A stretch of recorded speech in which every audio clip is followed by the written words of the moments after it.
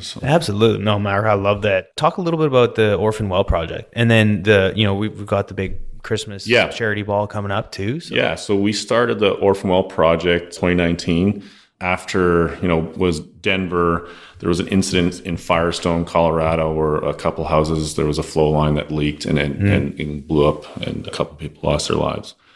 From there, it was like, man, if we're not proactive, we're not just, not just passing the buck on, like, hey, we need to be proactive, because whatever happens here in Firestone is going to affect everywhere. If it happens in Houston, and there's a lot of infrastructure that, to me, that needs to be updated and fixed. So instead of passing the buck, is how can we empower everybody to come together to pitch in and fix this before it becomes, an incident like that. So that's where the Orphan Well started. And it was the idea of using kind of what we're doing with events. And then, we had a clothing line, and then treating a well like an event. So you would sponsor that video of that kind of mini docuseries. So if you took an orphan well, you did the research on what that well did for its community from its birth, when it spudded. So through animation is showcase what it's delivered, for roads, for communities, for, it's in the fabric of that community and they don't know it. So how do we connect and bring that well kind of like it's a life, it's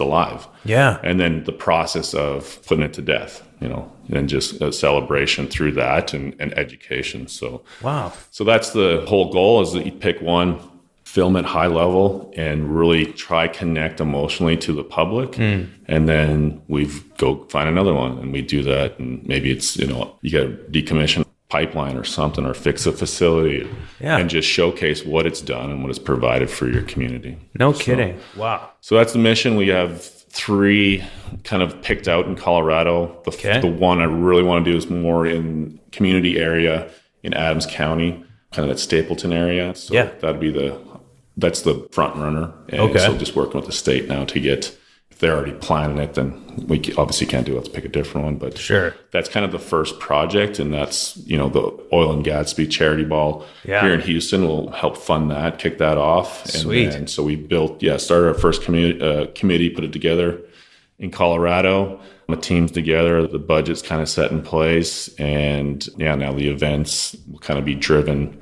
I think we got 3 key events next year, just driving money towards these wells. And hopefully we can get to the point where maybe next fall we're doing our first one in Texas. And then just see where that goes. You got an idea and push through one and see what happens.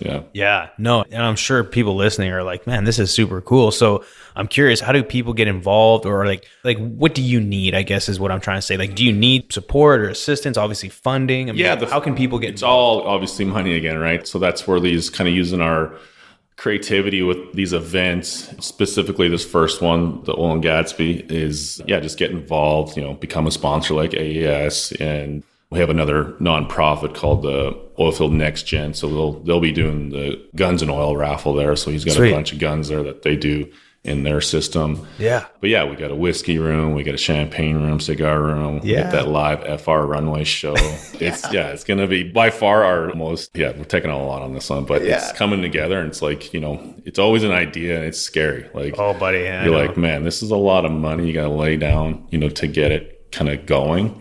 And you just never know, but it's the support of people that like, man, that I like that. So like yourself, and I just think it's going to be a great, great time. So, it will, and it's for such a great cause. And I think by you sharing the story again, I would shout from the mountaintops of LinkedIn and every other social media platform what you're doing, man, because it's pretty huge, and it's something that no one's doing.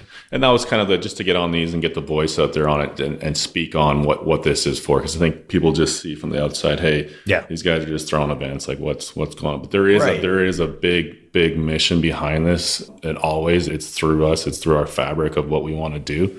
And now we're actually getting to the point, if these things are happening,